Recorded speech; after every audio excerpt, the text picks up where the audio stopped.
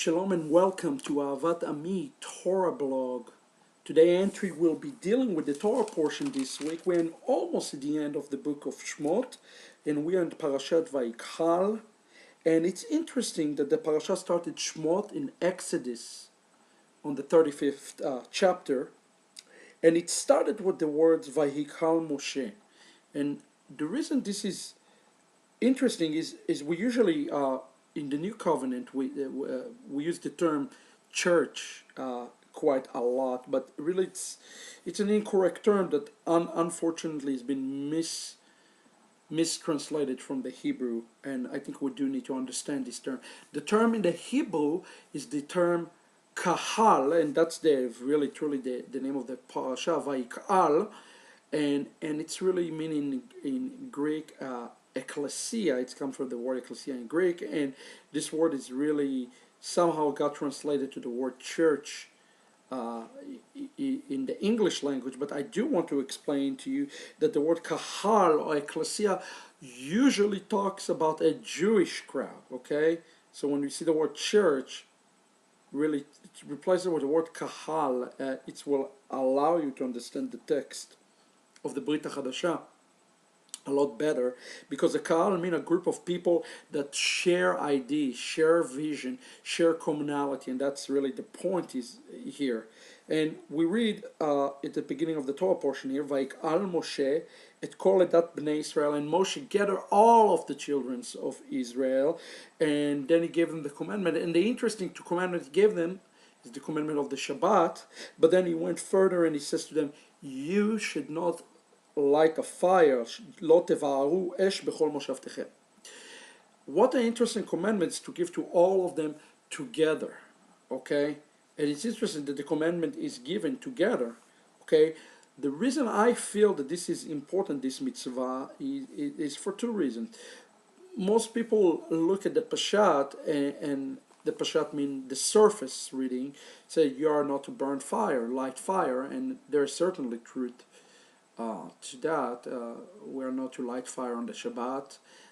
This is the reason Rabbinical Judaism does not allow, for instance, even driving on the Shabbat because the spark in your car. Okay, so obviously they took it a step further in Rabbinical Judaism. But I think there is something beyond the Pashat here that is on the remez that we need to at least consider today. This idea of burning fire or light fire, start fire, really tevaut, you can translate it, you shall not start fire, deal with this idea that fire is another name in Hebraic minds to starting argument or starting fights and starting contradictions and so forth. And what Moshe said to him in the day of the Shabbat, the day of rest, you're not only not to light the fire, the physical fire, but we're not to light the spiritual fire by kindling argument and divisions among ourselves. And I think that's an important concept for us to take for the Shabbat that will come upon us, for you, wherever synagogue you're part of. You know, we are not to go and start fires in our Shabbat, not toward your rabbi or your pastor, and not towards your fellows who will come and worship with you. Sometimes we feel that Shabbat is the synagogue is a place for us to come and start fire, but really it's a place for us to come and be in harmony and lifting the name of God and His Son Yeshua. So again, I just want to stress to you the importance of that. The main point I want to stress today and talk about is the calling of Bezalel and Eliyav. This is still in chapter 35, verse 30. And we're going to read from there because I think those are very important verses. We read about Bezalel and Eliyav last week, and we see them mentioned again this week. So let us read what it says. It says, Vayomer Moshe, and Moshe spoke in Bnei Israel, to the children of Israel, Re'u, Kre'u Adonai b'shem Bezalel ben Uri ben Hu. And I want to say this. People often ask me, how do I know that when what I'm doing is really God's will, and when it is not? How do I know to discern whether the actions are my own versus Hashem? Okay, this is an important question. I think we all deal with that in the physical. If it's related to jobs, maybe job relocation, maybe moving to a new home, or maybe relationship situation. All of those things really be put into this category. Okay, how do we know what we're doing is really God will versus our own will? Because we all can take God will and manipulate it to say, or our will, excuse me, and say this is God will. But that's not always the case, okay? It is not. So how do we know that? First of all, we need to understand something.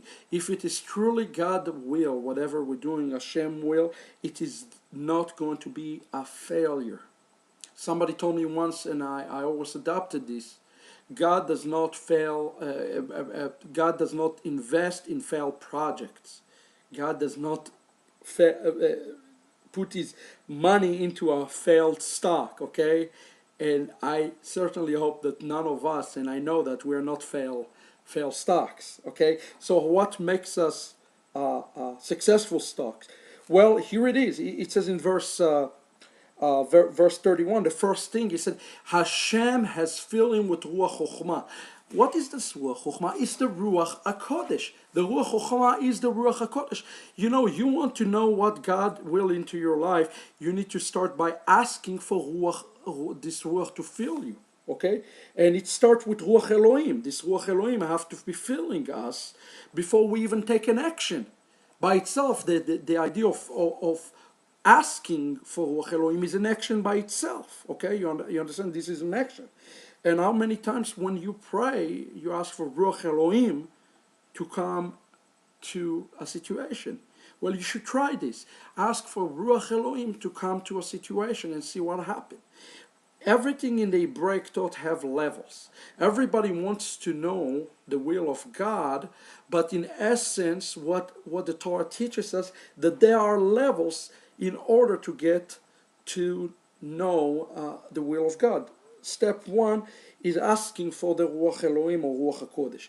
Number two, it's very interesting. He says in verse 31, Hashem fill him with the Ruach Elohim, and then he fill him bechokhmah. Chokhmah is actually wisdom that you do not have, but you can acquire from other in the body of the Mashiach who are in tune with Hashem. So if Hashem is pressing something on you, the first thing you want to do is to go and receive a confirmation, whatever the source is, if it's your rabbi or your leader or your shamash or maybe somebody close to by in the body, ask for a confirmation from Hashem for that, so that's step one. Knowledge can be acquired from others that are filled with the Ruach, not anybody, but those who are filled with the Ruach. Step number two, he said he filled him betvuna. What is it? Tvuna is something that the Ruach HaKodesh, that's the way the Ruach HaKodesh works, is a place in your heart. It's right here in your heart, is a place that is writing, that is God is writing upon this place. It's a knowledge that comes from the heavenlies. I love what Rashi have to say about the Binah. He said in the Binah, a Binah is something that a man learned from the heavenlies, and Hashem pressed on his heart by the power of the Ruach HaKodesh. This is not a Christian talks, friends. This is a Rashi. It's very interesting. And then, only then, when we ask others to, in essence, intercede for us and give us good wisdom and counsel, and we also receive this good wisdom and counsel from the Ruach HaKodesh, we truly can get to the heart of God, and that's called Da'at. Da'at is a heavenly knowledge. Friends, if we do want heavenly knowledge in our walk with Hashem, we need to ask by asking the Ruach HaKodesh to take a hold of our life.